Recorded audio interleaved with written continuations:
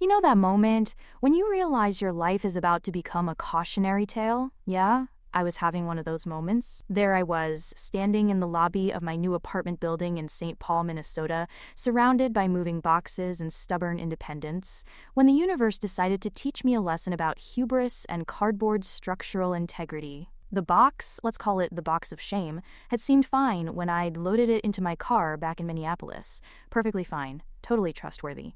But apparently the 3 flights of stairs and 20-minute drive had been too much for its delicate constitution, because the second I lifted it to adjust my grip, the bottom just gave up on life.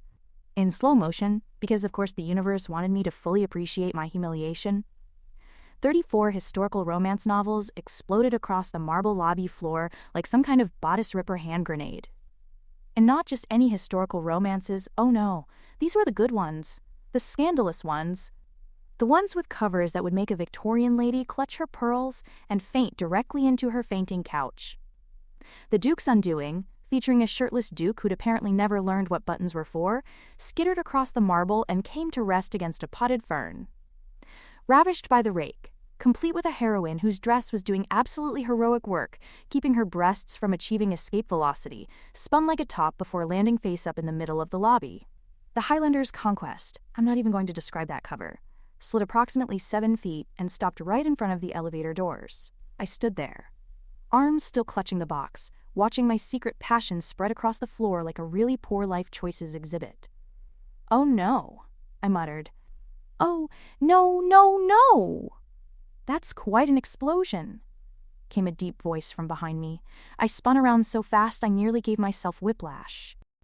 There was a man standing about 10 feet away, holding a bag from the hardware store, and wearing the kind of expression that suggested he was trying very hard not to laugh. And, okay, fine, he was gorgeous, tall, easily over 6 feet, with dark hair that looked like he'd run his hands through it a few times, brown eyes that had actual smile lines around them, and a faded t-shirt that had seen better days but was doing excellent things for his shoulders. He was also very clearly trying to memorize the title of every single book currently decorating the lobby floor. "I can explain," I said. "Please do." Now he was definitely smiling. "Because from where I'm standing, it looks like a romance novel enthusiast had a very enthusiastic accident." My face was on fire. Like, legitimately on fire. I could feel the heat radiating off my cheeks.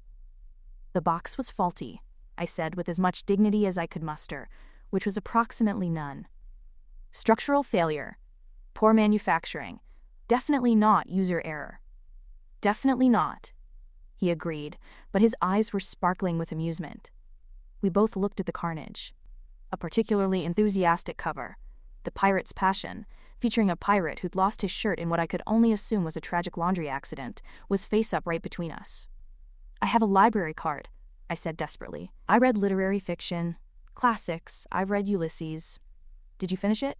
"Well, no, but I started it, that counts." "Absolutely." He set down his hardware store bag. "Want some help?" "Oh geez, no. I mean, thank you, but I can." I gestured vaguely at the floor. "I've got this, totally under control." He looked at me, looked at the 34 novels scattered across approximately 500 square feet of marble, looked back at me. "Right," he said. "Very under control. That's why you haven't moved in the last 30 seconds. I'm strategizing. There's a lot of ground to cover. I need a system. A system for picking up books. Don't mock my process." He grinned, and okay, that grin was unfairly attractive. The kind of grin that probably got him out of speeding tickets and into free desserts. "I wouldn't dream of it," he said, already crouching down to pick up the nearest book, which was, of course, the Viscount's Virgin, because the universe hated me. "Really, you don't have to." "Too late, I'm committed now." He studied the cover with academic interest. The Viscount seems to have forgotten his cravat. And his shirt, and possibly his entire wardrobe. I dove for the nearest book, seduced by the scoundrel, and clutched it to my chest. Historical accuracy wasn't really a priority for the cover artists. Clearly. He picked up another one, The Marquis's Mistress. Though I'm noticing a pattern, lots of alliteration, and missing shirts. "The Regency era was apparently very warm," I said, scrambling to gather books faster than he could examine them. "Global warming. Climate change," You know, in the 1800s, early onset global warming. He laughed, actually laughed, and the sound did something weird to my chest. I was trying to stack the books cover side down so he couldn't see any more of the incriminating evidence, but I wasn't fast enough, he noticed. You're hiding the covers, he observed. I'm organizing them. Efficiently. Cover orientation is part of my system. Your system involves shame stacking?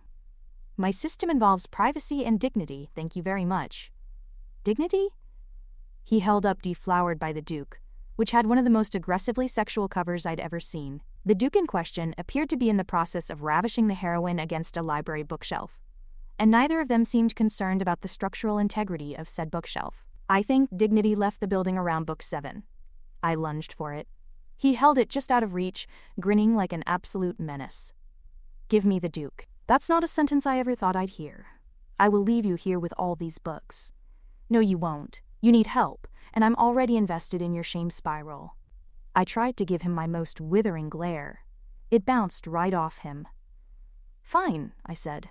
Keep the Duke, but I'm taking the pirate. Fair trade. We worked in relative silence for a minute, gathering books. Well, I worked in silence. He kept making small, amused sounds every time he picked up a new title. Stop judging my reading choices, I said without looking up. I'm not judging. I'm appreciating the commitment to the genre. That sounds like judging. It's admiration. There's a difference. I glanced at him. He was carefully stacking books, cover side down, I noticed, with the kind of focus usually reserved for defusing bombs. Why are you being so nice about this? I asked. He looked up. About your books? About my humiliation? Oh, this is humiliating for you? He said it kindly, but his eyes were dancing. I thought this was just a normal Friday afternoon. Normal people don't explode romance novels across their building lobby. Normal is overrated. He handed me a stack of books. Besides, anyone who loves reading this much can't be that normal. Normal people watch TV. You've got... He glanced at the pile we'd assembled. At least 20 books here. That's commitment. These aren't even all of them, I admitted before I could stop myself. His eyebrows went up. No? I have a few more, in other boxes. How many is a few? I mumbled something. Sorry, didn't catch that. 200. I said louder. He blinked. 200 romance novels. Historical romance novels. There's a distinction.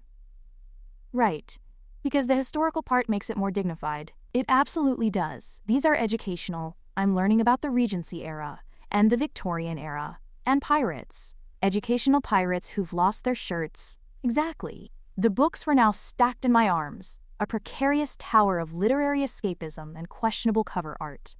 I'm going to need you to forget everything you've seen here, I said. Too late. This is burned into my memory forever. But he was already gathering up books with efficient movements, carefully stacking them cover down without comment. Where are you moving to? 3B, I said, bending to collect the few remaining books on the floor. No kidding. His grin turned into something that looked almost pleased. I'm in 3A. Of course he was. Because the universe had decided that mortifying me once wasn't enough, now I'd be living next door to the man who'd witnessed my bodice-ripper avalanche. Well, I said, straightening up and trying to sound normal and not at all like my heart was doing weird things in my chest. I guess we're neighbors then. Guess so. He waited while I grabbed the remains of the box, completely useless now, and the last few books. I'm Tucker, by the way. Josie Decker. I shifted my armload and we headed toward the elevator. And just so you know, I'm not usually this disastrous. The box was supposed to hold. I have excellent packing skills under normal circumstances. I believe you. The elevator doors opened and he held them with his shoulder while I stepped in. Although I have to say, this is the most interesting welcome to the building I've ever witnessed. Last time someone new moved in, all I got was the smell of pizza and the sound of furniture scraping across floors. Well, I aim to make an impression. Mission accomplished. The elevator ride to the 3rd floor felt simultaneously too long and too short. I was acutely aware of Tucker standing next to me, tall and solid and holding approximately 15 pounds of my most embarrassing reading material. This was my life now. The doors opened, and I led the way down the hall to 3B. My key was somewhere in my pocket, which meant performing the awkward juggling act of holding books while fishing for it. Tucker waited patiently while I struggled. Didn't offer to take my books or make a joke about it. Just waited. Like he had all the time in the world. I finally got the door open and stepped into my new apartment. It was small but bright, with big windows overlooking the street and hardwood floors that still had that fresh polished shine. Moving boxes were stacked everywhere. I'd gotten the furniture placed yesterday, but everything else was still packed. "Where do you want these?" Tucker asked from the doorway. "Oh, I looked around. The bookshelf was in the living room, but it was currently covered in boxes. "Just anywhere is fine. The couch?" He crossed to the sofa and set the books down carefully, arranging them in a neat stack, instead of just dumping them. Then he turned and looked at me, hands in his pockets, that grin still playing around his mouth. "Welcome to the building, Josie Decker." "Thanks." I set my own armload down and tried not to notice how good he looked standing in my living room, all casual and comfortable, like he belonged there. "And thanks for the help. I promise not all my moving experiences will be this entertaining." "I don't know. I kind of hope they are." He moved toward the door, then paused. "Listen, I was about to order some dinner. Nothing fancy. Just Chinese from the place down the street. You interested? Moving's exhausting, and I'm guessing you haven't had time to stock your fridge yet. I should say no." I had a million things to unpack, and I'd just mortified myself in front of this man, and accepting dinner invitations from attractive neighbors was probably not the smartest move when I was starting a new job on Monday, and needed to focus and, "I'd love to," I heard myself say. His smile widened. "Great, give me 20 minutes to order and I'll come grab you?" Perfect. He left, and I stood in the middle of my new living room, surrounded by boxes and scattered romance novels, wondering what exactly I'd just agreed to, and why my heart was still beating faster than normal, and why I was already looking forward to 20 minutes from now. I looked down at the stack of books on my couch. The Duke's Wicked Wager was on top, the shirtless Duke staring up at me with his smoldering expression. "Don't look at me like that," I told him. "This is not one of your stories. This is real life. And in real life, attractive men who help you pick up your romance novels are just being nice. That's all." The Duke continued smoldering. I ignored him and went to find a mirror, because if I was having dinner with Tucker, I was at least going to make sure I didn't have dust in my hair or mascara smudged under my eyes. 20 minutes. I could make myself presentable in 20 minutes. Probably. Tucker showed up in exactly 20 minutes with takeout bags and 2 bottles of some fancy-looking beer. "I got a variety," he said when I let him in. "Wasn't sure what you liked, so there's sweet and sour chicken, beef with broccoli, lo mein, and spring rolls. And rice.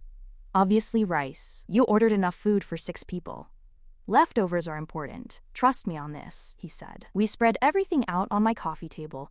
My dining table was currently buried under boxes labeled kitchen and miscellaneous, and settled on the floor with paper plates because I had no idea which box held my actual dishes. "So," Tucker said, expertly wielding chopsticks while I struggled with mine, "what brings you to St. Paul?" "Work. I'm a software contractor. Cybersecurity coding. Got hired for a 9-month project that starts Monday. It's a great opportunity with a large company, Mercer Industries." "Mercer Industries, wow," Tucker said, but his eyes did a funny thing I wasn't quite sure about. "It's a big overhaul. They're completely redesigning their security infrastructure."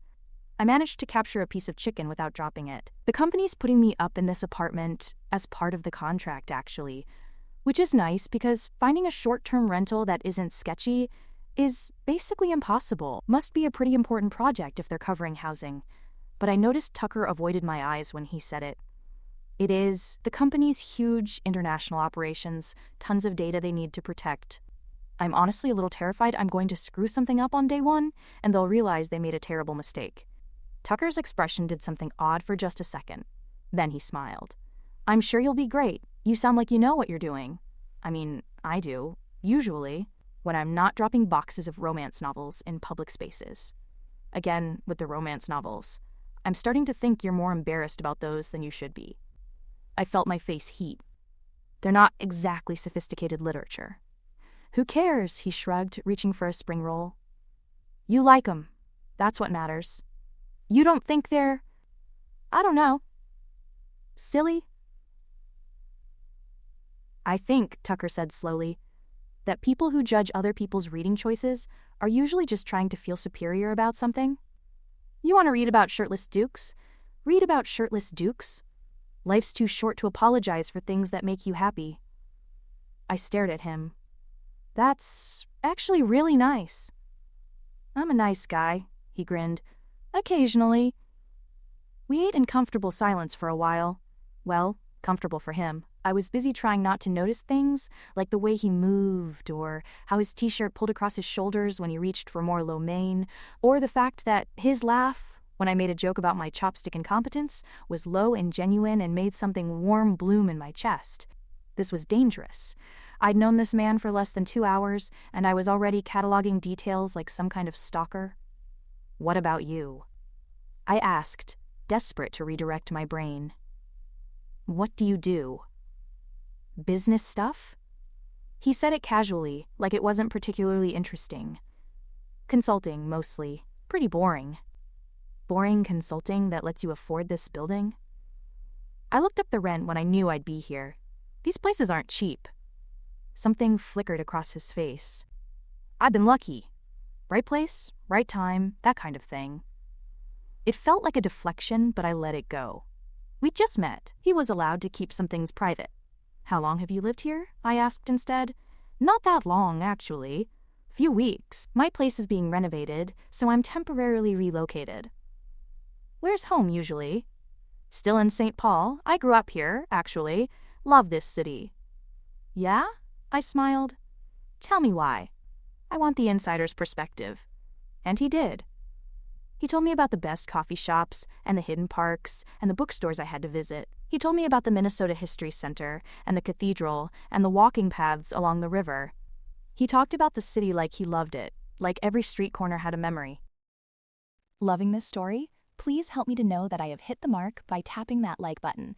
And don't miss the next one. Be sure to subscribe. I could have listened to him for hours. We talked through dinner and after, sitting on my floor with empty takeout containers around us, and I realized I was having more fun than I'd had in months. Tucker was easy to talk to, funny and smart, and interested in what I had to say. He asked questions and actually listened to the answers. He made jokes that made me laugh until my sides hurt. And he looked at me like I was the only person in the room, which was ridiculous because I was the only other person in the room, but still. There was something in the way his attention focused on me, complete and unwavering, that made me feel seen. It was intoxicating. It was terrifying. It was exactly the kind of thing I should not be feeling about my neighbor on my first night in a new city, when I had a massive job starting in 2 days and needed to keep my head on straight. I should probably let you get back to unpacking, Tucker said eventually, glancing at his watch. It was after 10. We've been talking for almost 3 hours. Yeah? Probably. I didn't move. Neither did he. We looked at each other across the coffee table, and the air between us felt charged with something I didn't want to name. Tucker stood first, collecting the empty containers. Tomorrow, he said, if you want help unpacking, I'm around. Fair warning, I'm going to judge your book organization system. I organize by color. His eyes widened in mock horror. Chaos. Pure chaos. It's aesthetically pleasing. It's madness. But I'll help anyway. He moved toward the door, and I followed, suddenly not wanting him to leave even though I knew he should. At the threshold, he turned. We were close again, close enough that I had to tilt my head back to look at him properly. Thanks for dinner, I said, and for not thinking I'm a complete disaster. Thanks for being the most interesting thing that's happened to me in weeks. His smile was soft, genuine. I'll see you tomorrow, Josie. See you tomorrow, Tucker. He left, and I closed the door behind him, leaning against it and trying to get my heart rate under control. I was in trouble. Big, big trouble. Because I'd just met my neighbor, and I was already halfway to falling for him, and that was exactly the kind of complication I didn't need. I looked at my phone. 10:47 p.m. I should unpack something. Be productive. Get ready for Monday. Instead, I walked to my couch, picked up the Duke's Wicked Wager, and settled in to read. If I was going to be falling for someone inappropriately, I might as well get some tips from the experts, even if they were fictional and had improbable abs. I was in deep shit. That was my first coherent thought Saturday morning when I woke up thinking about Josie Decker's laugh, and the way her eyes lit up when she talked about code architecture, of all things. My second coherent thought was that I'd made a massive tactical error last night by not telling her who I was. My third thought, and this was where I knew I was really in trouble, was that I didn't want to tell her. Not yet. I lay in bed staring at my ceiling and trying to convince myself that this was a terrible idea, that I should march over to 3B right now, come clean, and deal with whatever happened next like an adult. But here's the thing. When Josie looked at me last night, she didn't see Tucker Mercer, CEO of Mercer Industries. She didn't see the family name or the money or the pressure that came with running an international company before I'd turned 30. She saw a guy in a faded t-shirt who'd helped her pick up her romance novels. And for the first time in longer than I could remember, that felt good, real. I'd tell her. Obviously I'd tell her. Just not today. Tomorrow maybe, or Monday, before she started at the office. Definitely before she started at the office. I got up, showered, and tried to focus on the perfectly reasonable plan of being a normal neighbor helping someone unpack. That was all. Nothing complicated. Then I remembered the way she'd smiled at me across the coffee table and knew I was completely full of it. I made a fast trip to the coffee shop on the corner, the good one, not the chain, and got 2 lattes. She'd mentioned she took hers with oat milk and an extra shot. I'd filed that information away without thinking about it, which should have been my first warning that I was paying too much attention. At 9:30 a.m., I knocked on her door. She opened it in leggings and an oversized sweatshirt with her hair pulled back in a messy bun, and she looked so genuinely happy to see me that something in my chest tightened. "Please tell me one of those is for me," she said, eyeing the coffee cups. "Oat milk, extra shot." Her whole face lit up. "You're my favorite person today." "Just today? Don't push your luck." She stepped back to let me in, taking the offered coffee and inhaling deeply. "Oh, that's perfect. How did you know?" "You mentioned it last night." "I did?" She looked surprised. "I don't even remember saying that." I'd remembered. I'd apparently remembered everything she'd said, which was concerning from a staying emotionally uninvested standpoint. "So," I said, looking around at the wall of boxes, "where do we start?" "Kitchen, probably. I need to be able to feed myself without relying on takeout." We spent the next hour unpacking dishes and figuring out her cabinet organization. Josie had strong opinions about where things should go, glasses on the left, plates in the middle, mugs by the coffee maker, and I found myself charmed by her certainty.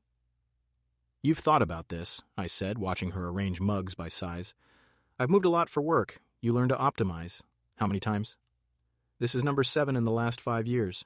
She pulled out a mug with "I'd rather be reading" printed on it and smiled. "Coding contracts are usually 6 months to a year, and they're almost never in the same city twice.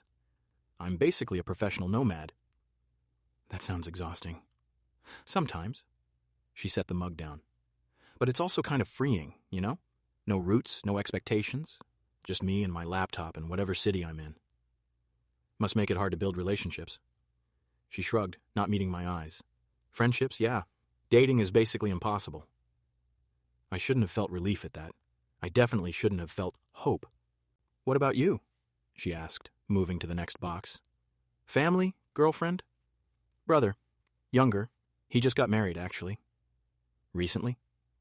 3 weeks ago. He's on his honeymoon right now, somewhere in Greece, last I checked." "And the girlfriend question?" I looked at her. She was studiously focusing on unwrapping a plate, but her shoulders were tense like the answer mattered. "No girlfriend," I said quietly. Her shoulders relaxed. "Huh? Huh?" "Nothing. Just, you seem like the kind of guy who'd have one. You know, girlfriend material." "Is that a compliment?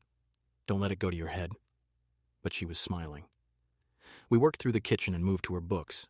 She had 3 large boxes full of them. Not just the romance novels, but coding manuals, mysteries, and a surprising number of history books. "Minnesota history?" I pulled out a thick hardcover about the state in the 1800s. "I told you I was interested in historical architecture." "I thought that was a cover story for the Duke obsession." "It can be both." She took the book from me and set it on her shelf, which she'd already cleared and was apparently organizing by color just like she'd threatened.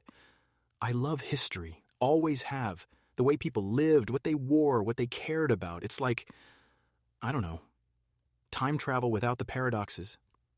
I watched her handle the book with care, and something in my chest did that tightening thing again. I was supposed to be helping her unpack. That was the plan. Instead, I was learning everything about her and storing it away like it mattered. By the time we finished the books, it was after 2, and we were both starving. "Thai?" I suggested. "There's a place that delivers." "You're going to spoil me with all this food." "That's the plan."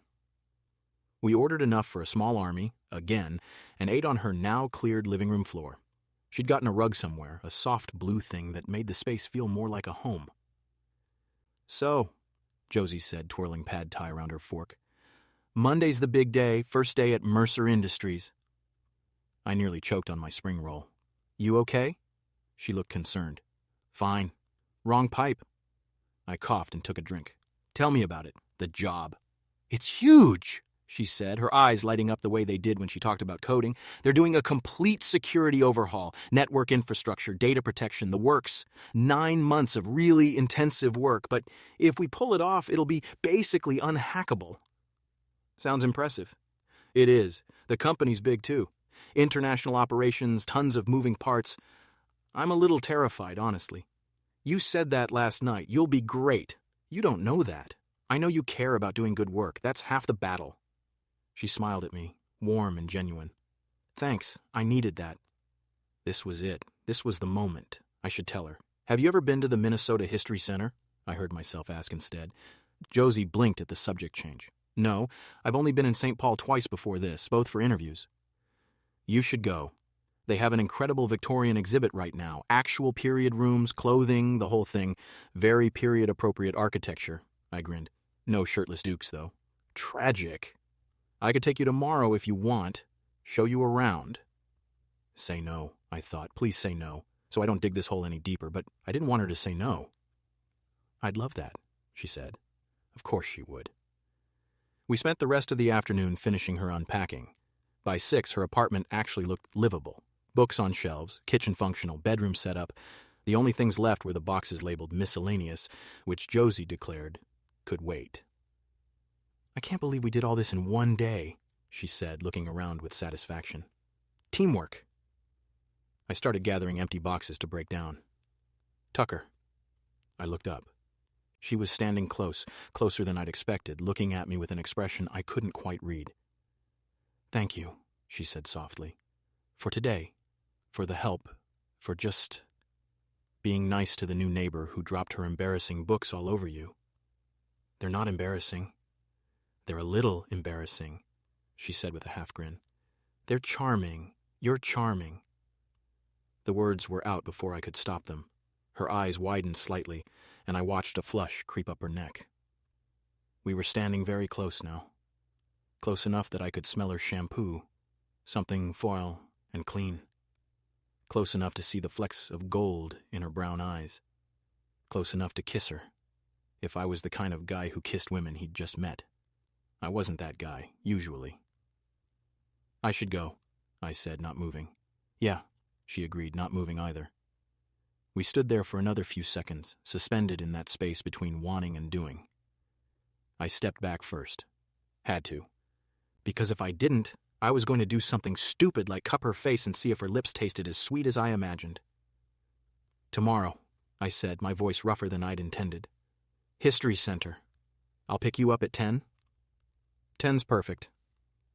I made it to her door, made it into the hallway, made it back to my own apartment before I let myself think about what had almost happened. I pulled out my phone and stared at it for a long minute. I should call my assistant Harper. She would know what to do, but Harper was on her honeymoon with my brother Declan. I put my phone away. I should go talk to Josie right now. Come clean. Do the right thing. One more day. That's all I needed. One more day where Josie Decker looked at me like I was just a guy she liked, not the CEO of the company she was about to work for. Tomorrow, I tell her. Tomorrow. After the History Center. Definitely tomorrow. I believed that right up until I fell asleep, still thinking about the way she'd said my name. I changed my outfit 4 times Sunday morning. 4 times. For a trip to a museum, with my neighbor, who was just being friendly and showing me around the city, and definitely not someone I should be thinking about while standing in my closet, trying to decide if jeans and a sweater was too casual or if the dress was too much. I settled on dark jeans, ankle boots, and a soft cream sweater that Samantha, my best friend back in Chicago, had once declared made my eyes pop. I told her that was ridiculous. Now I was hoping she was right.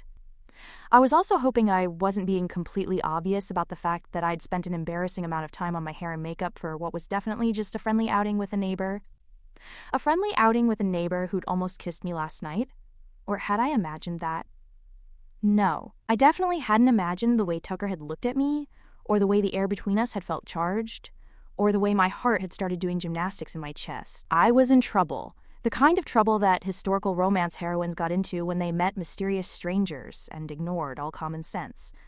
Except Tucker wasn't a stranger. He was my neighbor, who I'd known for approximately 36 hours. 36 hours, and I was already thinking about his hands and his smile, and the way his laugh made me feel warm all over. The knock on my door came at exactly 10 o'clock. Because apparently Tucker was also punctual, which was just another thing to add to the growing list of reasons Josie Decker is completely screwed. I opened the door and immediately regretted every second I'd spent deliberating over my outfit, because Tucker looked unfairly good in dark jeans, a charcoal Henley, and a leather jacket that probably cost more than my laptop. "Ready?" he asked, smiling at me. No, absolutely not ready. Would never be ready for the way that smile made my knees weak. Ready? I lied. The drive to the History Center was comfortable. He had good taste in music and let me control the radio, which earned him points, and we talked about everything and nothing. He asked about my family, mom in Iowa, no siblings, my background, small town, scholarship to college, discovered coding sophomore year, and why I'd chosen contract work over a permanent position somewhere. Freedom, mostly, I told him, watching the city slide past the window. I get to work on interesting projects, see different places, not get stuck in corporate politics. You don't like corporate politics? Does anyone? He laughed, but something in his expression shifted. Fair point. What about you? I asked. You said you do consulting? What kind? Business strategy mostly, helping companies optimize their operations. He said it casually, like it was the least interesting topic in the world. Pretty dry stuff. If it's so boring, why do you do it? Family business. I kind of fell into it. That felt like a deflection again. But before I could press, we pulled into the History Center parking lot and the moment passed. The museum was incredible. Tucker hadn't been kidding about the Victorian exhibit. They'd recreated entire rooms from the period, complete with authentic furniture, clothing, and household items. I could have spent hours in there. I did spend hours in there. Tucker followed me from room to room, listening while I rambled about corset construction and wallpaper patterns and the social implications of calling card etiquette. He asked questions that proved he was actually listening, and at one point made me laugh so hard talking about the impracticality of bustles that the museum guard shot us a look. "Sorry," I whispered, trying to get myself under control. "It's just, you're right. Can you imagine trying to sit down in one of those things? I cannot. Which is why I'm very glad I live in the 21st century where pants are acceptable daily wear. The dukes in my books don't wear pants. The dukes in your books are anatomically improbable." I snorted, then clapped a hand over my mouth. The guard gave us another look. We moved through the rest of the exhibit, trying to stay quiet and mostly failing. Tucker had a way of saying things that caught me off guard. Deadpan observations that made me crack up at completely inappropriate moments. By the time we left, my sides hurt from laughing and my face hurt from smiling. "Hungry?" Tucker asked as we walked back to his car. "Starving." He took me to a little Italian place tucked into a side street, the kind of neighborhood restaurant that looked like it had been there forever. The hostess greeted Tucker by name, which made me wonder how often he came here. We got a corner booth and ordered too much food again. This was apparently becoming our thing, and talked while we waited. "So," Tucker said, leaning back against the leather seat, "verdict on St. Paul so far?" "I like it. It feels," I searched for the right word, "solid. Like it knows what it is." That's a good description. It's not trying to be Minneapolis, that's for sure. "Do you spend a lot of time there?" "Minneapolis? Some. For work, mostly. But I prefer St. Paul. It's home." There was something in the way he said it, a warmth, a certainty, that made me smile. "Tell me more," I said. "What else do I need to see?" So he did. He told me about the Cathedral of St. Paul. The inside is even better than the outside. The Como Park Conservatory, free and full of flowers, perfect for a bad day, and a dozen other places he loved. He talked about growing up here, about his parents who'd been around a lot when I was a kid, less so now, and his brother Declan. "He's younger than you?" I asked. "By 3 years.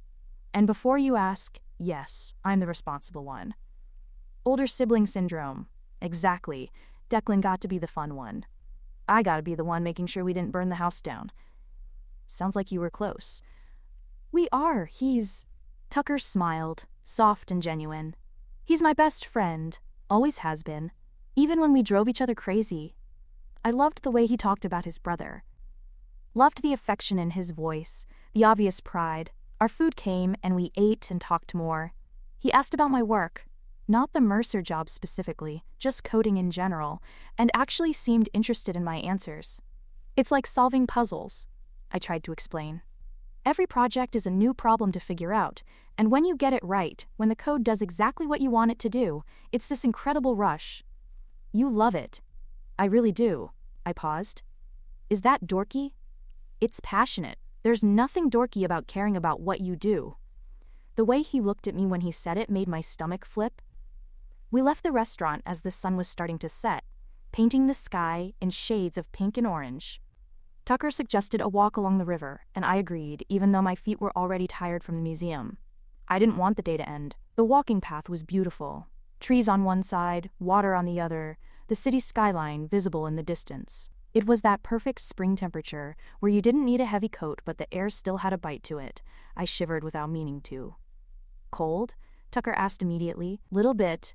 Without a word, he shrugged out of his leather jacket and held it out. I stared at it. I can't take your jacket.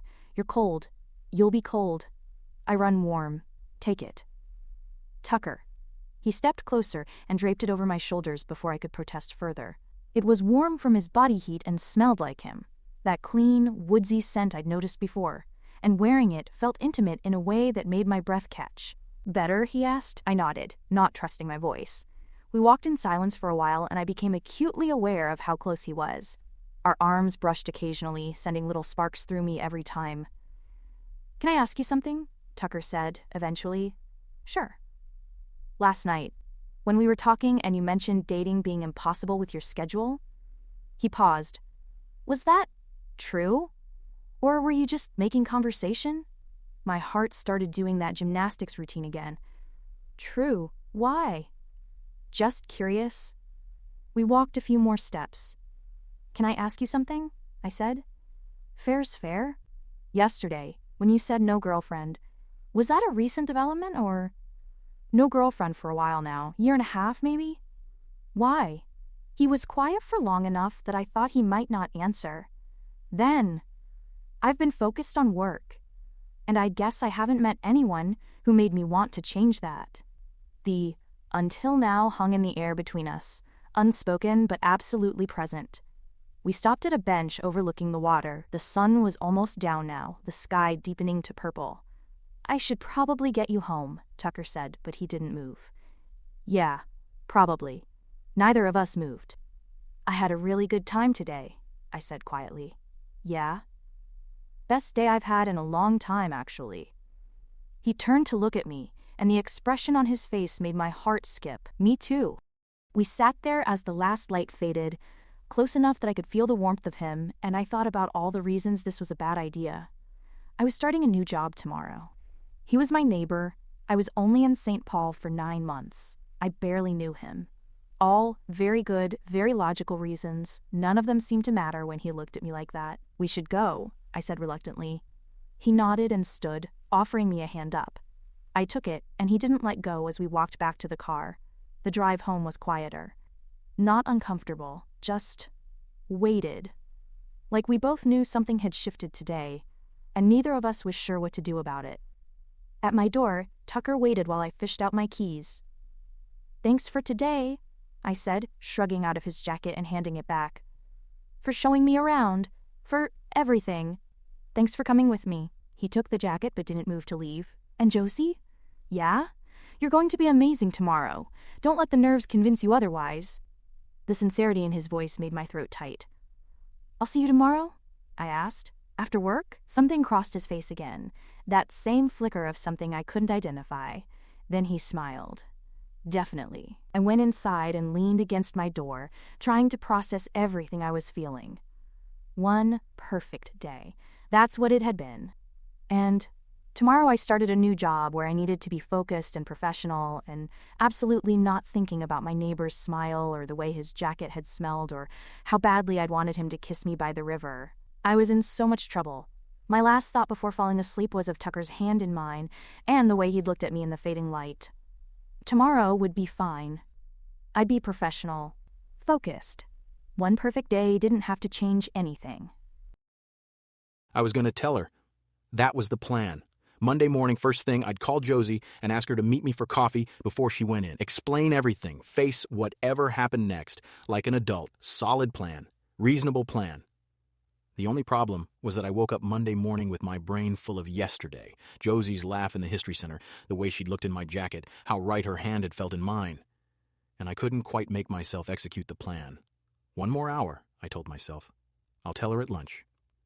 I got dressed in my usual work uniform, suit, tie, the armor of professionalism, and tried not to think about how Josie's first impression of me had been in worn jeans and a faded t-shirt. Tried not to think about how that version of me was the one she'd smiled at, laughed with, almost kissed. My phone rang as I was knotting my tie. Harper, my executive assistant, and Declan's wife, which still felt surreal to say. "You're supposed to be on your honeymoon," I said by way of greeting. "We're at the airport waiting for our connection back. I'm bored and Declan's asleep." I could hear the smile in her voice. "Thought I'd check in on my favorite boss." "Your only boss. Details, how was your weekend?" "Fine." "You're a terrible liar. What happened?" I looked at myself in the mirror. Suit, tie, CEO. Not the guy Josie knew at all. "I met someone," I heard myself say. Harper made an interested noise. "Tell me everything." "She's my neighbor. Moved in Friday. She's smart and funny, and she has terrible taste in romance novels. And Harper, I really like her." "This is great. So what's the problem?" "She's starting at Mercer today." Silence on the other end. Then, oh no. "Yeah. Tucker, please tell me you told her who you are." I didn't answer. "Tucker Mercer, please tell me you did not spend the entire weekend with this woman without mentioning you're the CEO of the company she's about to work for." I was going to tell her. I am going to tell her. Just not yet. Not yet? "Tucker, she's starting today." "I know. I'll tell her at lunch." "You'll tell her right now before she gets there.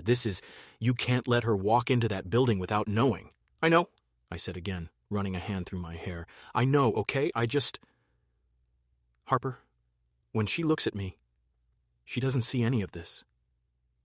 I gestured at my reflection, the suit, the person I'd become. "She sees me. Just me. And I've never had that before. Not like this." Harper's voice softened. "I get that. I do, but Tucker, this isn't going to go away. And the longer you wait, the worse it's going to be when she finds out." "I know. So call her, right now, before either of you leaves for work." "Yeah, okay, I will." "Promise?" I promise. I meant it. I really did. But then I got to the office and saw Graham Yoshida in the lobby with a group of people, the security contractors starting today, and panic overrode every good intention I had. Because there, standing in the middle of the group, looking professional and beautiful and completely out of place in her neat blazer and nervous expression, was Josie. She hadn't seen me yet. She was focused on Graham, who was doing that thing he did where he talked too fast and gestured wildly. I could go over there, walk up, say hello, introduce myself properly. "Hi, Josie. Funny running into you here. Did I mention I'm the CEO? No?" Must have slipped my mind during our romantic walk by the river. I took a step toward the group.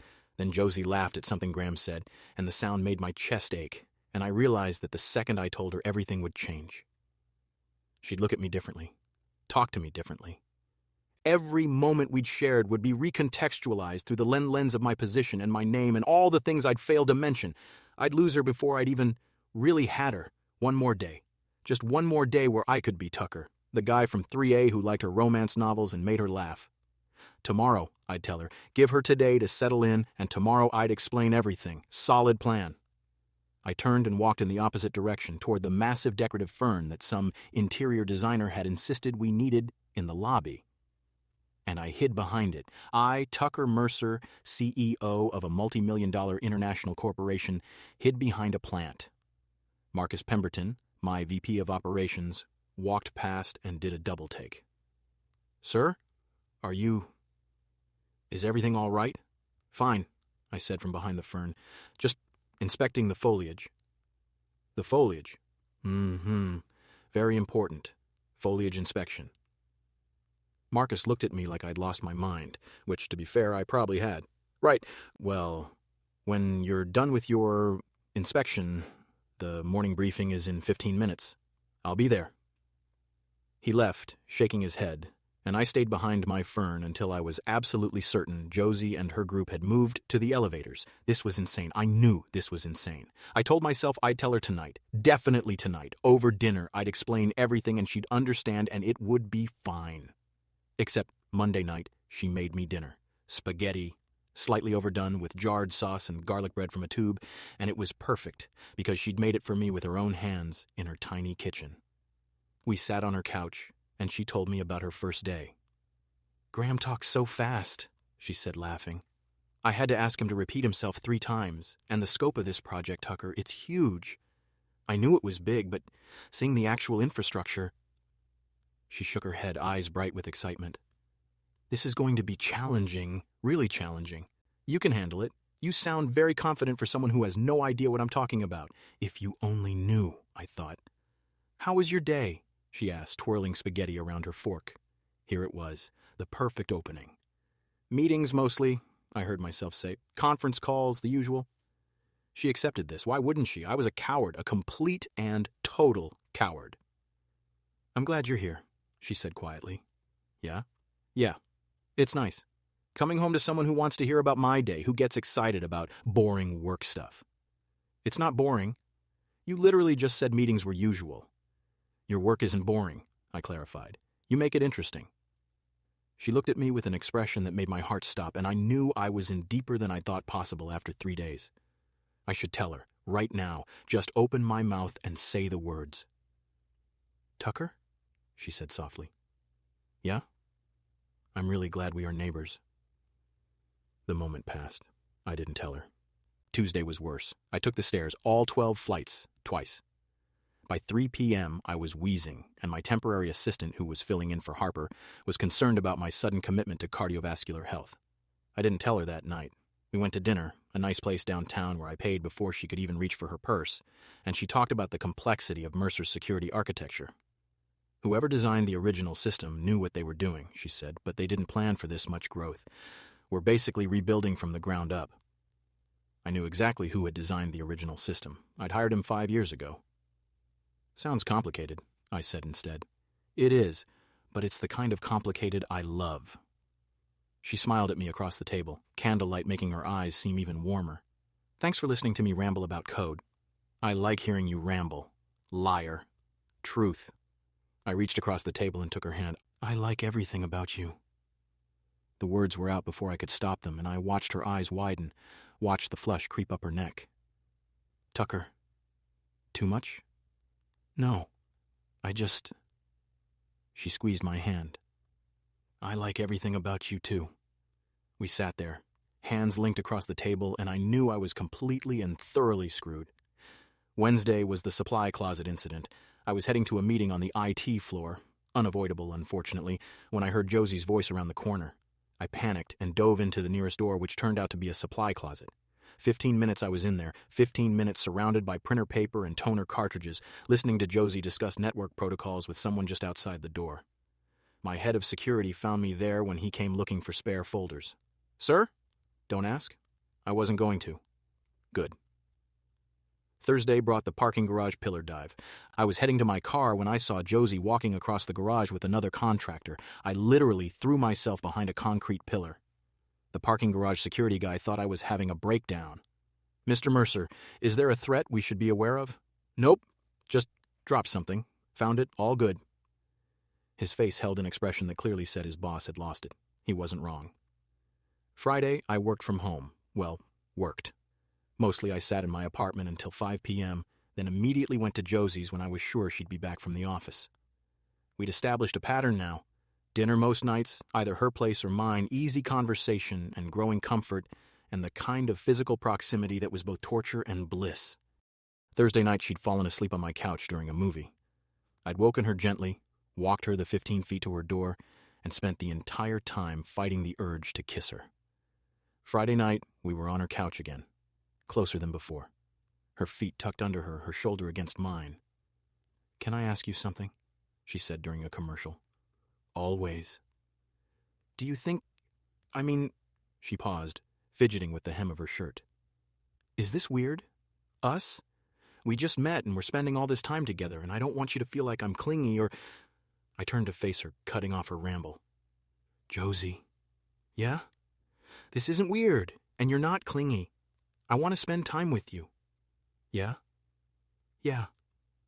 I reached up and tucked a strand of hair behind her ear, letting my hand linger. I like you. A lot. Is that okay? She nodded, eyes wide. That's okay. Because I like you too. A lot. We were very close now. Close enough that I could see the flecks of gold in her brown eyes. Close enough to count her freckles. Close enough to just lean in and... I kissed her. Soft and slow and sweet. And she made this small sound in the back of her throat that made my head spin. Her hands came up to my shoulders, then my neck, fingers sliding into my hair, and I pulled her closer, deepening the kiss. She tasted like the wine we'd had with dinner and something uniquely her, and I thought I could spend forever learning the map of her mouth. We finally broke apart, both breathing hard, and she looked at me with an expression that made my heart stop. Wow, she whispered. Yeah. We should probably slow down? She nodded, but she didn't move away. I don't want to rush this, whatever this is. Me neither. We spent the rest of the night on her couch, kissing like teenagers, and by the time I made it back to my apartment, I was fairly certain I was in love with Josie Decker, which made the lying so much worse. I sat on my bed and pulled out my phone, staring at her number. Tomorrow. I tell her tomorrow. No more excuses, no more hiding. Tomorrow I'd risk everything and tell her the truth. I believed it right up until I fell asleep with the taste of her still on my lips. I was in trouble. Not the fun, flirty kind of trouble. The real, serious, I'm falling for my neighbor and it's only been a week kind of trouble. The kind of trouble where you check your phone every 5 minutes hoping for a text, and when it comes, your whole face lights up like you've won the lottery. The kind where you can still feel the ghost of his kiss on your lips the next morning, and it makes you smile into your coffee. Tucker was ruining me for other men, and he didn't even know it. Saturday morning, he showed up at my door with coffee and a grin that made my stomach flip. I have a surprise for you, he said. Should I be worried? Possibly. He handed me the coffee, oat milk, extra shot, because he always remembered. How do you feel about book signings? I blinked. Generally positive? Why? Evelyn Hartley is doing a signing today. Downtown. Thought you might want to go. I nearly dropped my coffee. Evelyn Hartley? The Evelyn Hartley? Is there another one? Tucker! I grabbed his arm, coffee sloshing dangerously. Evelyn Hartley wrote, Ravished by the Privateer. And The Duke's Wicked Wager. She's one of my favorite authors, and you got tickets to her signing? I may have noticed you had several of her books in your collection. Several was an understatement. I had 12. All worn and well-loved and scattered throughout my color-coded shelves. When is it? 2 hours. Think you can be ready? I was already moving toward my bedroom. Give me 30 minutes. I made it in 25. The bookstore was packed when we got there, full of women clutching their favorite Evelyn Hartley novels and chatting excitedly. I felt like I'd found my people. Tucker looked mildly amused and completely out of place. You don't have to stay, I told him as we got in line. I know this probably isn't your scene. Are you kidding? I want to meet the woman responsible for historically inaccurate pirate shirt theft. I laughed, hugging my stack of books. I'd brought 4 to get signed. She's a literary genius. If you say so. We were about 15 people back in line, talking about which book was my favorite. I couldn't choose, when I saw Tucker's expression change. He went very still, his eyes locked on something across the bookstore. Everything okay? I asked. Fine, but his voice was tight. I need to... He grabbed my hand and pulled me toward the romance section, positioning us behind a tall shelf. Tucker, what? He kissed me, not soft and sweet like last night. This was urgent and heated and made my knees weak. I made a small, surprised sound, but then I stopped thinking and started feeling. His hands on my waist, pulling me closer, the shelf hard against my back, the way he kissed like he'd been thinking about nothing else all morning. When he finally pulled back, we were both breathing hard. What was that for? I asked. Just really wanted to kiss you. I didn't believe that for a second, but I also didn't care. Well, feel free to want that more often. He smiled, but it didn't quite reach his eyes. We should get back in line. We rejoined the queue, and I tried not to notice the way Tucker kept scanning the bookstore like he was looking for someone. Or avoiding someone. The signing itself was perfect. Evelyn Hartley was lovely and funny and signed all my books with little personalized messages. When we got to the front of the line, she looked at Tucker and me and smiled. "You two are a lovely couple," she said. I opened my mouth to correct her. We weren't a couple, not really. We just met a week ago. But Tucker spoke first. "Thank you." My heart did a little flip. We left the bookstore with my signed books and Tucker's hand in mine, and I felt like I was floating. "Thank you for that," I said as we walked back to his car. "Seriously, that was amazing." "You're welcome." He squeezed my hand. "Your face when I told you about it was worth it." I probably looked ridiculous. "You looked happy." We spent the rest of the day at Tucker's apartment. He made lunch, and he was actually good at it, which seemed unfair. And we watched old movies curled up on his very expensive couch. Between the second and third movie, things got heated. We were kissing, his hands in my hair, mine under his shirt, feeling the warm skin and muscle underneath, and I was seriously considering suggesting we move this to his bedroom when he pulled back. "We should stop," he said, voice rough. "Should we?" My brain was foggy, my body very much not interested in stopping. "You said you wanted to take this slow?" "Right." I had said that, when I'd been thinking clearly and not drunk on the taste of him. "I did say that," I agreed reluctantly. "So we're stopping. Even though I don't want to?" His eyes darkened. "Especially because you don't want to." He was being noble, chivalrous, all the things the dukes in my books were. And I was seriously considering ignoring all of it. Instead, I made myself move to the other end of the couch, putting space between us. "You're very good at this," I told him. "At what?" "The whole gentleman thing. It's very Duke-like," he laughed. "I'm going to take that as a compliment." "You should." We made it through the third movie with minimal additional making out, and by the time the sun started setting, I was drowsy and content and more comfortable than I'd been in years. "I should go," I said, not moving. "You should," he agreed, also not moving. We sat there for another few minutes before I finally forced myself up. At the door, Tucker caught my hand and pulled me back for one more kiss, slow and sweet and perfect. "I'll see you tomorrow," he said against my lips. "Tomorrow." I floated back to my apartment and collapsed on my bed, grinning at my ceiling like an idiot. 1 week. I'd known Tucker Mercer for 1 week, and I was already in deeper than I'd ever been with anyone. It was terrifying. It was wonderful. It was going to end badly when my contract was up and I had to leave St. Paul. I pushed that thought away. 9 months was a long time. Anything could happen in 9 months. For now, I was just going to enjoy this, enjoy him. Tomorrow would take care of itself. The next week at work was intense.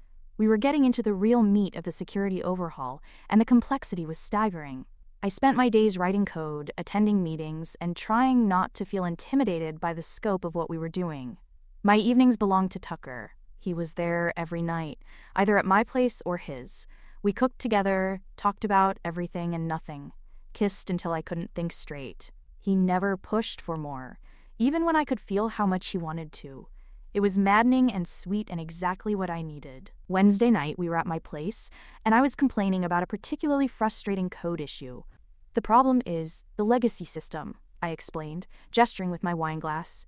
"Whoever built it did a good job, but they didn't anticipate this kind of growth. Now we're trying to integrate new protocols with old infrastructure, and it's like, I don't know, teaching a dinosaur to use a smartphone." Tucker smiled. "That's a very specific metaphor. It's accurate, though." I took a sip of wine. "And the worst part is, I can't just scrap it and start over. Too much depends on it. So we're basically doing surgery on a moving train." Sounds stressful. It is, but it's also the kind of challenge I love.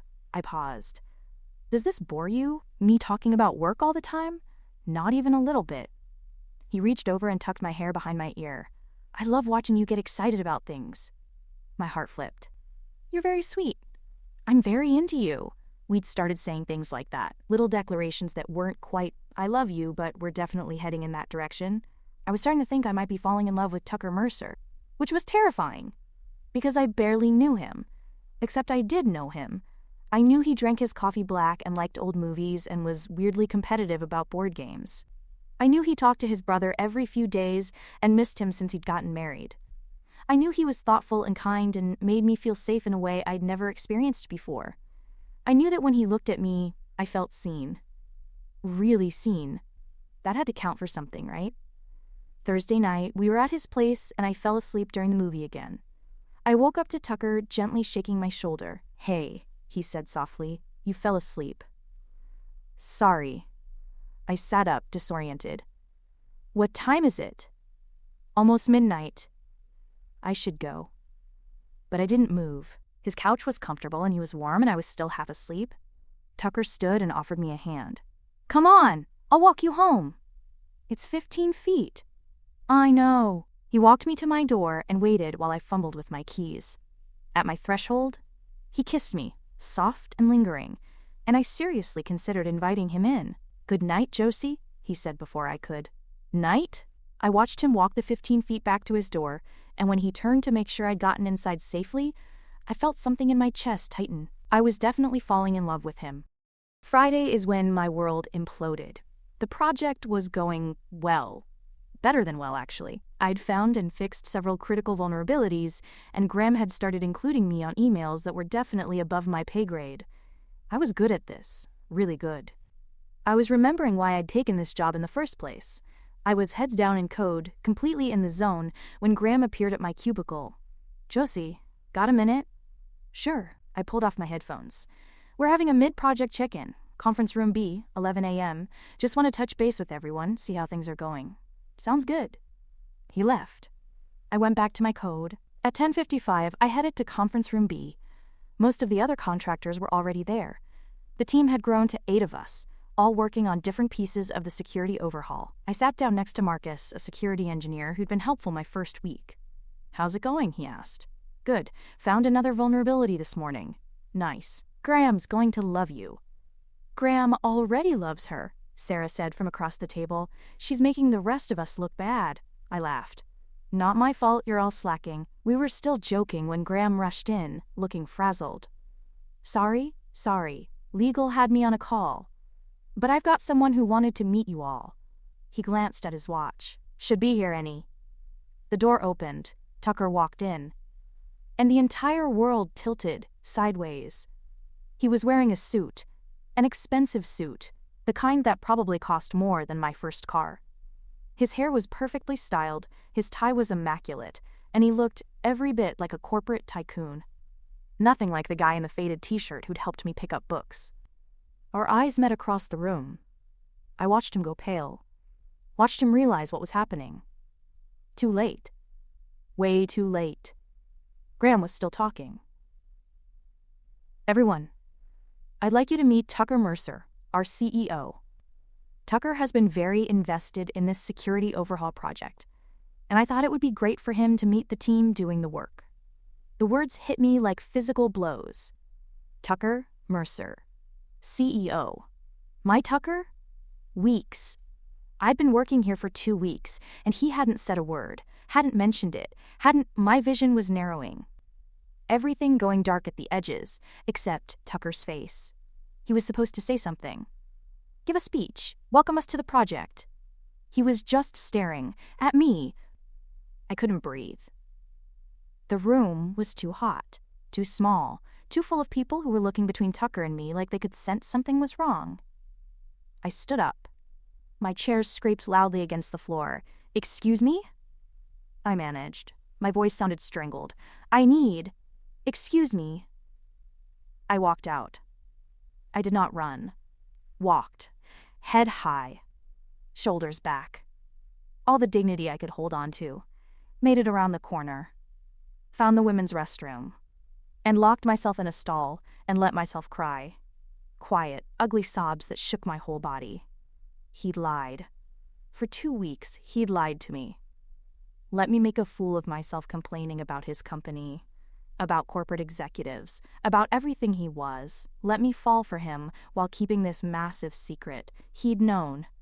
For 2 weeks, he'd known I was here, working at his company, and he hadn't said anything. I had seen him every day since moving into my apartment. And he'd said nothing. Every interaction replayed in my head with this new context. Every time I'd complained about work to him, every time I'd joked about the CEO, every time I'd been vulnerable and open and honest. And he just let me humiliate myself, let me fall for him, because I had fallen for him. But this wasn't a mistake. This was a choice. A deliberate, sustained choice to let me walk into that conference room without warning. The bathroom door opened. "Josie?" It was Sarah. "Are you okay? Do you need anything?" "I'm fine," I managed. "Just give me a minute." "Take your time." The door closed again.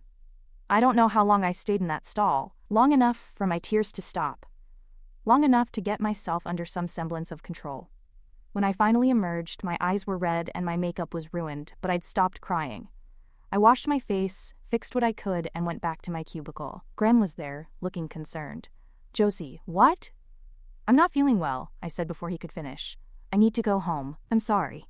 "Of course, take care of yourself. Let me know if you need anything." I gathered my things and left, keeping my eyes straight ahead. I did not look at the conference room. I did not think about Tucker standing in there, watching me leave. I just got out.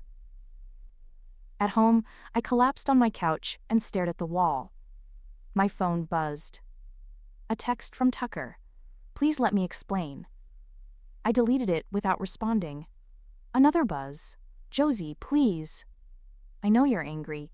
You have every right to be, but please talk to me. Delete. I'm sorry. I'm so sorry. This isn't what I wanted.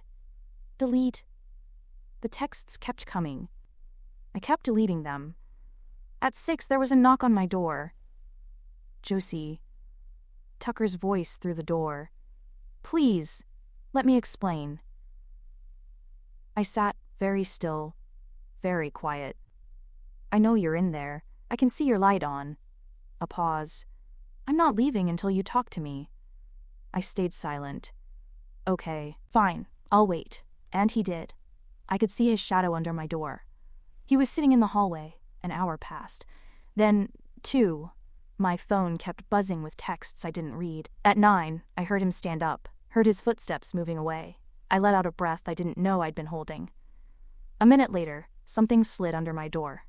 An envelope. I stared at it for a long time before picking it up. Inside was a letter, written in Tucker's bold handwriting. I held it for maybe 30 seconds before I walked it down the hall and slid it back under his door. Unopened. I heard movement on the other side. I heard something that might have been my name. I went back to my apartment and locked the door. That night, I cried myself to sleep. I'd ruined everything. That was the only thought in my head as I stood in that conference room watching Josie walk out. Graham was looking at me expectantly. The contractors were waiting for me to say something. I couldn't remember how to form words.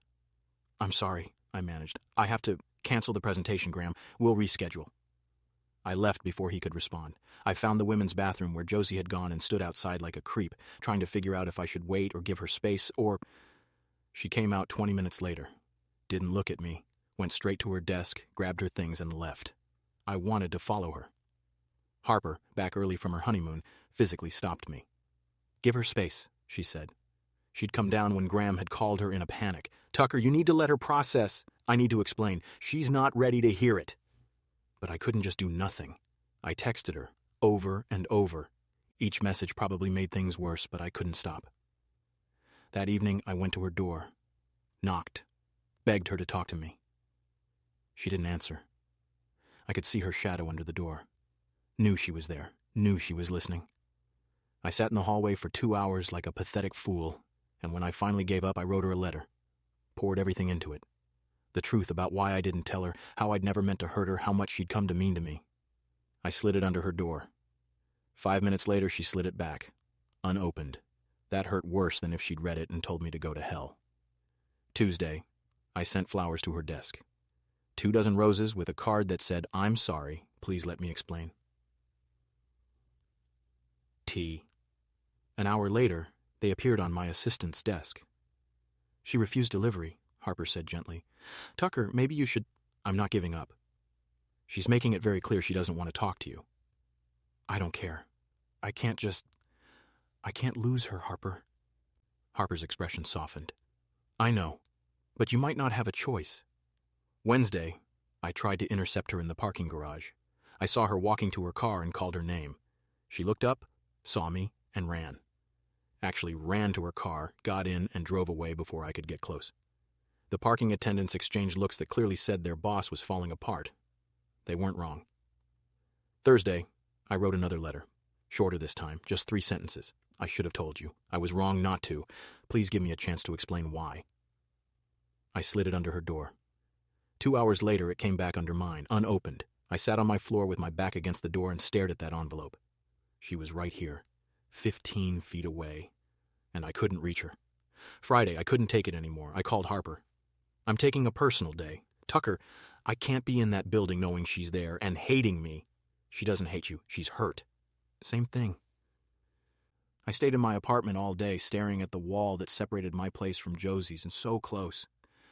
She was so close. At 5, I heard her come home, heard her door open and close. I wanted to go over there, wanted to knock until she answered, until she let me explain. But Harper was right. I'd done enough damage. Pushing wouldn't help. That evening, I sat in my dark living room and thought about the past 2 weeks. About how happy I'd been. How right everything had felt. How spectacularly I'd destroyed it. I'd been a coward. That's what it came down to. I'd been too scared to risk what we had by telling her the truth, and now I'd lost it anyway. Saturday and Sunday were worse. I knew she was home, could hear her moving around occasionally, but she never came to the door. I didn't knock. By Monday of week 4, I'd reached a decision. I'd given her space. I'd respected her silence, but I couldn't just let this end. Not without trying one more time, not without making her listen to why I'd done what I'd done. Even if she hated me afterward, even if she never forgave me, I needed her to understand. Monday evening, I knocked on her door. Josie, please, just 5 minutes, that's all I'm asking. Silence. I know you're angry. You have every right to be. I was wrong. I should have told you the first day, the first moment, and I didn't, and I'm sorry. But please, please, just let me explain. Nothing. I pressed my forehead against her door. I'm not giving up, I said quietly. I know you probably want me to, but I can't. You're too important. This is too important. So I'm going to keep trying until you either talk to me or move to a different continent, or hell, a different plant, which means I'm not giving up on us. I waited another minute. Then I heard it, the softest sound, the lock turning. The door opened a crack, just a crack. Josie stood there, and she looked as miserable as I felt. Her eyes were shadowed, her face pale. 5 minutes, she said, her voice rough. That's all you get. It was more than I deserved. I'd take it. I should not have opened that door. I should have stayed strong, stayed angry, stayed protected behind my walls. But I'd heard something in Tucker's voice, something broken and desperate that matched how I felt inside. And I was tired. So tired of being angry and hurt and alone. So I opened the door, just a crack. Tucker stood there looking terrible. His hair was a mess, like he'd been running his hands through it. His jaw was shadowed with stubble, and his eyes were bloodshot. He looked like he hadn't slept in days. Good. 5 minutes, I said. My voice came out rough. I'd done a lot of crying in the past week. Can I come in? He asked quietly. I wanted to say no. Wanted to make him explain in the hallway where I could close the door if it got too hard. But some part of me, the stupid part that still cared about him, couldn't make him do this in public. I stepped back, opened the door wider. Tucker came in and I closed the door behind him, leaning against it, keeping my distance. He stood in the middle of my living room, hands in his pockets, and looked at me like I was something precious he'd broken. I'm sorry, he said. I know that doesn't fix anything, but I'm so sorry, Josie, for all of it. I crossed my arms over my chest. Armor. You lied to me. I know. For 2 weeks, while I was falling for you, you were lying. His eyes closed briefly. I know. Do you have any idea how that felt? Walking into that conference room and seeing you there? Realizing that every conversation we'd had, every moment we'd shared, you were keeping this massive secret? I can imagine. Can you? My voice broke. I hated that. Hated that he could still make me cry. Can you imagine thinking someone liked you for you, only to find out they'd been deceiving you the whole time? That's not. I did like you for you. I do. That was never a lie. Everything was a lie, Tucker. Your job, your... Not everything. He stepped closer and I pressed harder against the door. He stopped. My feelings for you, those were real. Are real? I wanted to believe him. That was the worst part. Why didn't you tell me? I asked. That first day, when I mentioned Mercer Industries, you could have said something. You could have been honest. Tucker's jaw tightened. I should have. I know I should have. But when you said you were starting at Mercer, you looked so excited and nervous, and you were looking at me like I was just me. Not the CEO, not the family name, not the money. Just me. So you decided to lie? I decided to wait. Just for a day. Just until after you'd started work and things settled, and then I'd tell you. But you didn't. No, he ran a hand through his hair. Because that night, you made me dinner. You told me about your day. And you were happy, and you were looking at me the same way you had before. And I thought, one more day. I'll tell her tomorrow. Except you didn't tell me tomorrow either. No. Or the day after. Or any day. For 2 weeks, Tucker. I know. His voice was thick. Every day that passed, it got harder because I knew that when I told you, everything would change. You'd look at me differently. You'd wonder if everything we'd shared was real or if I was manipulating you somehow, and I couldn't stand the thought of losing what we had. So instead, you let me walk into that conference room unprepared. I never wanted that. He looked gutted. I was going to tell you. I swear I was. But then I saw you in the lobby Monday morning and I panicked. I should have walked over and explained right then, but I didn't. And then every day after that, I kept telling myself, tomorrow, tomorrow, tomorrow. And then it was too late. I stared at him, trying to understand. Why does it matter so much? I asked. What people think of you. You're successful. You're clearly good at what you do. You have no idea what it's like. Tucker's voice was rough, growing up as a Mercer in this city. Everyone knows your name. Everyone has expectations. Every woman I've ever dated has looked at my bank account before she looked at me. Every friend I've made, I've had to wonder if they actually like me or if they like what I can do for them. He took a breath. And then you dropped a box of romance novels in front of me and looked so mortified and human and real. And when you looked at me, you saw a guy in a faded t-shirt who helped you pick up your books. Not the CEO, not the money, just me. And I wanted to keep that. Just for a little while. I wanted to be the guy you fell for, not the position I hold. My chest ached. Tucker, I know it was selfish. I know I should have told you. But for the first time in my life, someone was looking at me, really seeing me. And it felt so good I couldn't stand to give it up. I understood. That was the terrible part. I actually understood. You still should have told me, I said quietly. I know. I felt so stupid. Standing there in front of all those people, realizing I'd been complaining about corporate bureaucracy to the CEO. That I joked about seducing you for a raise. My voice broke again. I thought you were laughing at me the whole time. Never. Tucker's eyes were intense. Not once. When you complained about bureaucracy, I agreed with you because you were right. When you joked about seducing the CEO, I wished you meant it because I wanted you so badly I couldn't think straight. None of it was a joke to me, Josie. None of it. We stood there in my living room, the weight of 2 weeks of deception hanging between us. I don't know if I can trust you, I said finally. Tucker flinched like I'd hit him. I understand. Do you? Because trust isn't something you can just fix with an apology. You kept a massive secret from me. How do I know you won't do it again? You don't. His voice was raw. All I can tell you is that I will never lie to you again. About anything. And I will spend however long it takes proving that to you. Tucker, I'm in love with you. The words hung in the air between us. I know I don't have the right to say that right now, he continued. I know I forfeited any claim I had to your feelings, but it's true.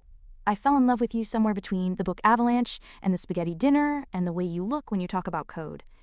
And I am so sorry I hurt you.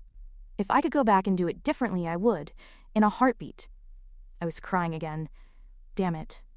I was falling in love with you too, I whispered. Hope flared in his eyes. Was? I don't know. I don't know what I feel right now except hurt and confused, and I wrapped my arms around myself. I need time. To think. To figure out if I can get past this. How much time? I don't know. Tucker nodded slowly. Okay, I can give you time. As much as you need. You should go. He moved toward the door, then paused next to me. We were close now. Close enough that I could smell his cologne, could see the exhaustion in his eyes. "For what it's worth," he said quietly, "these past 2 weeks with you have been the happiest I've ever been, and I would give anything to have them back. The real ones, where you know the truth and choose me anyway." He left, and I closed the door behind him, sliding down to sit on the floor. I was still crying. But this time, I wasn't sure if it was from anger or heartbreak or the terrible hope that maybe, somehow, we could fix this. I gave Josie exactly 12 hours before I started my campaign. That might sound like I didn't respect her need for time, but here's the thing. I was going to give her all the time she needed. I just wasn't going to spend that time sitting around doing nothing. I was going to remind her why she'd fallen for me in the first place. And then I was going to let her decide. Monday morning, I stopped at the coffee shop on the way to work and got 2 lattes, oat milk, extra shot. I left one outside her apartment door with a note. "Good luck today." Tea, no pressure, no demands, just coffee. At work, I kept my distance, didn't seek her out, didn't manufacture reasons to be on the IT floor. But I made sure Graham knew to tell me if she needed anything for the project. Made sure any resources she requested were approved immediately. I wasn't using my position to pressure her. I was using it to support her work. There's a difference. Tuesday, another coffee outside her door. This time the note said, "Thinking about you." Wednesday, "You're doing great." Thursday, "I miss you." Friday, "Have a good weekend." I didn't expect responses, didn't get any, but the coffee cups disappeared every morning, which meant she was at least accepting them. It was something. That weekend I didn't knock on her door, didn't text, gave her space. It killed me, but I did it. Monday of week 5, I switched tactics. Coffee and a book. Not one of hers, a new release from Evelyn Hartley that I'd had to order special. The note. "Thought you might like this. The Duke keeps his shirt on for the first 3 chapters. Very historically accurate." Tuesday, I took a risk. Dinner outside her door, Thai from our place. The note. "In case you're tired of cooking, no obligation." The containers disappeared. Wednesday, I saw her in the parking garage. She saw me too. Didn't run this time. We looked at each other across the concrete expanse. I raised a hand in a small wave. She didn't wave back, but she didn't look away either. Progress. Thursday night, I was taking out my trash when I heard her door open. We both froze in the hallway. "Hi," I said quietly. "Hi." Her voice was tentative. "How was work?" "Fine, good. We're making progress on the security protocols." "That's great. I heard Graham saying you'd solved some kind of integration issue?" A small smile. "Yeah, took 3 days, but I figured it out." "You're brilliant." She looked away. "Tucker, sorry. Too much? A little?" We stood there in the awkward silence. She gestured at her door. "Yeah, of course." She went back inside, but she'd talk to me. Actual words, actual conversation. I'd take it. Friday, coffee and a note.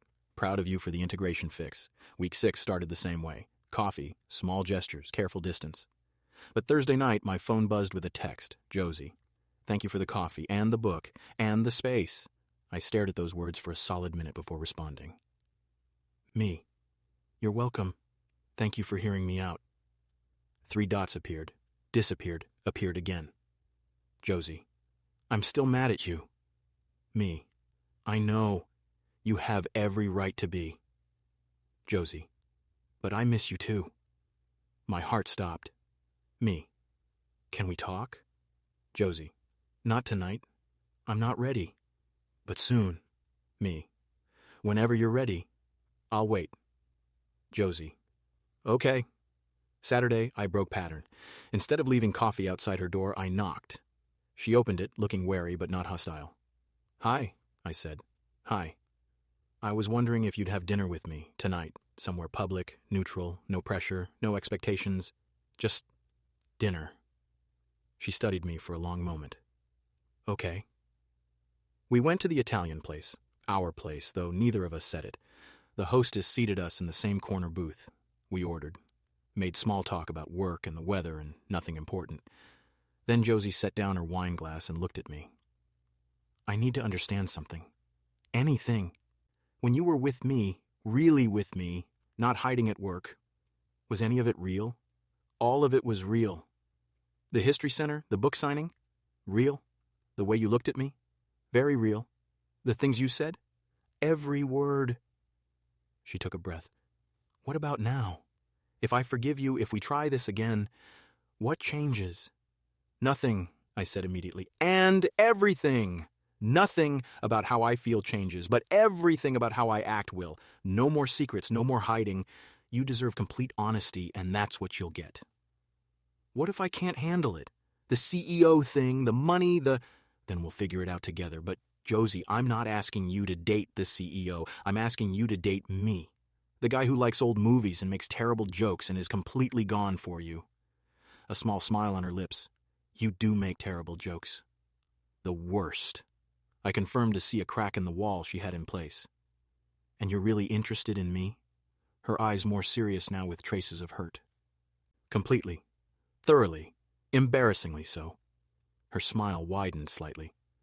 I'm not saying I forgive you yet. I know. I nodded. And I'm not saying we're back together. I know that too. But I'm willing to try, she said, slowly, with complete honesty from here on out. Relief flooded through me. I can do slow, I can do honest. I can do whatever you need. We finished dinner talking like we used to. Easy, comfortable, real. At her door, I didn't try to kiss her, just squeezed her hand. Thank you, I said, for giving me another chance. Don't make me regret it. I won't, I promise. She went inside and I went back to my apartment floating. We weren't fixed, not yet. But she was willing to give me a chance. And that was enough. The next 2 weeks were careful. Tucker kept his promise, complete honesty about everything. Where he was going, what he was doing, how he felt. It was almost overwhelming at first, this level of transparency. But it was also exactly what I needed. We had dinner 3 times a week. Lunch once, coffee most mornings, though now he brought it in person instead of leaving it at my door. We talked about work, my frustrations with the project, his stress about a merger he was negotiating. We talked about his family, his parents who traveled constantly and called once a month if he was lucky. His brother Declan, who was back from his honeymoon and wanting to meet me. Only if you're ready, Tucker said quickly. No pressure. I'd met Declan the following weekend. He was charming and funny and clearly adored his brother. And he pulled me aside at one point and said, I've never seen Tucker like this. The way he looks at you, just don't hurt him, okay? He hurt me first. I'd pointed out. I know. And he's an idiot for it.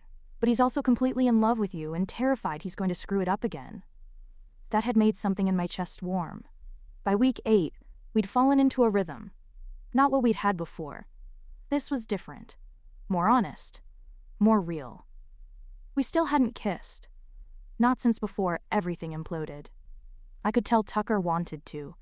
Could see it in the way he looked at my lips when we said goodnight, in the way his hand lingered when we touched. But he was waiting for me to be ready, which made me want to kiss him even more. Saturday morning of week 8, Tucker showed up at my door looking nervous. I have a surprise for you, he said. Should I be worried? Possibly, he grinned. Pack a bag. Overnight, we're taking a trip. Tucker, trust me, please. I did trust him. That was the surprising part. After everything, I actually trusted him again. Okay, where are we going? It's a surprise. An hour later, we were at a small private airport. Tucker led me to a jet, an actual private jet. This is yours? I asked, staring. Company's. I mean, technically mine since I own the company, but yeah. Right. CEO, multi-millionaire, private jets. I was still getting used to this part. The flight was short, just over 2 hours, and Tucker wouldn't tell me where we were going. When we landed, there was a car waiting. Tucker, seriously, where are we? New York. Specifically, we're going to the Met Cloisters. I blinked. The Met Cloisters? The museum? The museum dedicated exclusively to medieval European art and architecture, featuring sculptures, tapestries, illuminated manuscripts, and elements from actual French cloisters. He'd memorized that from the website, I could tell. You brought me to New York to see a medieval museum? You love history. You love medieval stuff. Your romance novels are full of it. And I wanted to give you something that had nothing to do with me screwing up and everything to do with knowing you. My throat was tight. Tucker, is it too much? I can tone it down. We can just... I kissed him. Right there in the back of the car, I grabbed his face and kissed him. He made a surprised sound, then pulled me closer, and it was like coming home. We broke apart eventually, both breathing hard. So, Tucker said, his voice rough, not too much?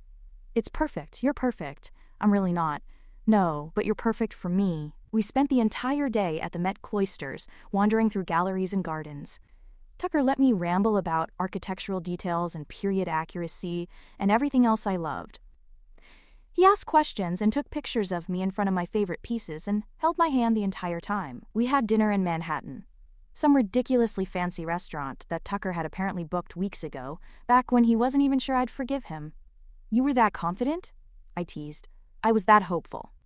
That night, at the hotel, 1 room, 2 beds, Tucker's specific request to make sure I was comfortable. We stayed up talking. I forgive you, I said quietly in the darkness. Yeah? Yeah? I forgave you a while ago, actually. I just needed to make sure I could trust you again. And can you? I can. I do. I heard him moving, then felt the mattress dip as he sat on the edge of my bed. I love you, he said. I know I've said it before, but I need you to know I mean it. I am completely, stupidly in love with you, Josephine Decker. I sat up, and in the dim light from the window I could see his face. I love you too. Even though you lied to me and hid behind plants and dove behind parking garage pillars like a crazy person. He laughed. You know about the pillar? Sarah told me. Apparently the security guard thought you were having a breakdown. I was. I absolutely was. I cupped his face. I love you, all of you. The CEO and the consultant and the guy who helps me pick up romance novels. All of it. Yeah? Yeah? So we're really doing this, you and me? We're really doing this. He kissed me, soft and sweet, and I knew we were going to be okay. Better than okay. We flew back Sunday evening, and at my door, Tucker pulled me close. Come over later? He asked. We should talk about what comes next. What comes next? Us. The job. 9 months is a long time, but it's not forever, and I need to know, when your contract's up, are you leaving? My heart clenched. I hadn't thought about it, hadn't let myself think about it. I don't know, I admitted. Then we'll figure it out. Together. But Josie, I'm not letting you go, so whatever we need to do to make this work long-term, we'll do it, he said. Okay? Yeah, we'll figure it out. He kissed me one more time, then let me go inside. I sat on my couch thinking about the future, about Tucker and me and what we could be. For the first time in years, the idea of staying somewhere, of putting down roots, didn't scare me. It felt right. Later that night, there was a knock on my door. I opened it to find Tucker, still dressed, looking at me with an expression that made my stomach flip. I know we said we'd talk later, he said, but I can't wait. Josie, I pulled him inside and kissed him, cutting off whatever he was going to say. We'd done enough talking. Now it was time for everything else. My hands were shaking as I shut the door behind me. Josie was right there, her hand in mine. And I was trying very hard to stay calm and act like my heart wasn't trying to beat its way out of my chest. I'd been waiting for this, waiting for her, for weeks. For a moment we just stood there, in the entryway, looking at each other. The city lights glittered through the windows, casting everything in soft light. I turned to face her, and the expression on her face made my breath catch. Want, trust, love, all of it there in her eyes. I love you, I said, needing her to hear it one more time. I love you too. She smiled. Now, Tucker? Yeah? Stop being noble and make love to me. I didn't need to be told twice. After we lay tangled together, her head on my chest, my fingers trailing through her hair. That was... she started. Yeah, we're definitely doing that again. I laughed, pressing a kiss to the top of her head. Whenever you want. Now? Give me like 10 minutes.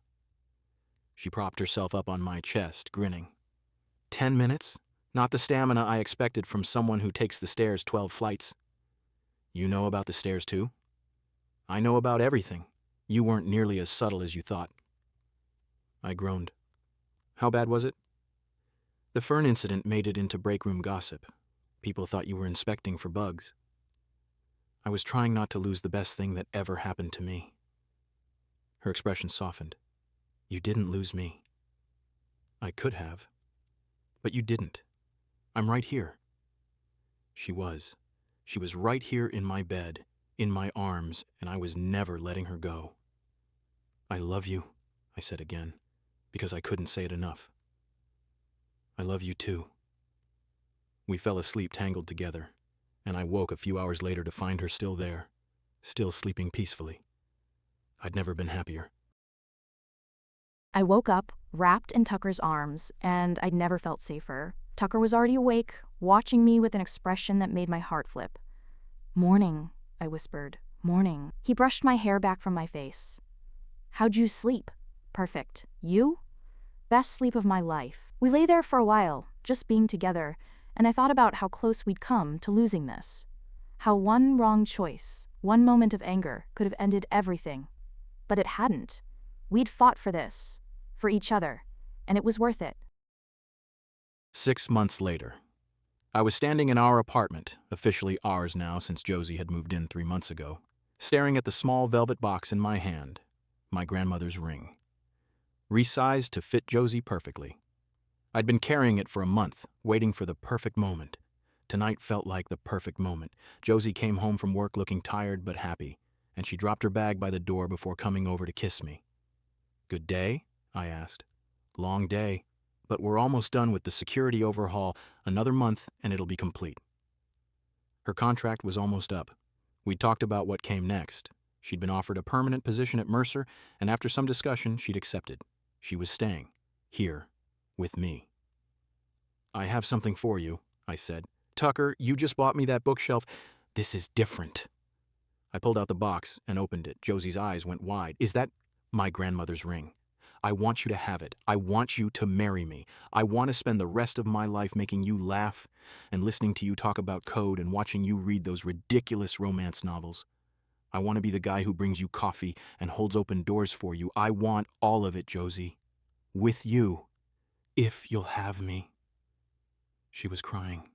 Happy tears, I hoped. "Yes," she whispered. "Yes, I'll marry you." I slid the ring on her finger and kissed her, and it was perfect. Everything was perfect. I stood in our apartment, the penthouse Tucker owned, not the building we'd met in, looking at the custom bookshelf he'd had built for me. It held all my historical romances, organized by color with special lighting that made them look like art. On the top shelf was a single book, different from the others. A bound manuscript. The title, The Wrong Conclusion by Josephine Mercer. I'd written our story, changed the names, fictionalized the details, but it was ours. The book Avalanche. The 2 weeks of hiding. The disastrous reveal. The grand gesture. The happily ever after. I'd submitted it to a publisher on a whim, not expecting anything. They'd bought it. It was coming out next spring. Tucker came up behind me, wrapping his arms around my waist and resting his chin on my shoulder. "Reading your own book again?" he teased. "It's a good book. It's a great book. Even if the hero is a coward who hides behind plants, the hero's brave when it counts." "Yeah?" "Yeah," I turned in his arms. "He fights for what he wants. He admits when he's wrong. He loves with everything he has. Sounds like a good guy." "The best guy." Tucker kissed me, soft and sweet, and I thought about how different my life was now. A year ago, I'd been a contractor with no permanent address and no plans to stay anywhere. Now I was married to the love of my life, living in St. Paul, with a book deal and a permanent position and roots that went deep. Sometimes the wrong conclusion leads you to exactly the right person. And sometimes, when you're brave enough to fight for it, you get your happily ever after. Outside, St. Paul glittered in the autumn night. Inside, Tucker held his wife and knew, without question, that he was the luckiest man alive. And this is where our story ends for today. If you enjoyed tagging along for this journey, do me a huge favor. Hit that like button. It tells the algorithm that this story is worth sharing, and it lets me know to create more content like this. If you want to make sure you don't miss the next chapter, subscribe and ring that bell. I've got more stories lined up that you definitely won't want to miss. Thanks for listening, and I'll see you in the next one.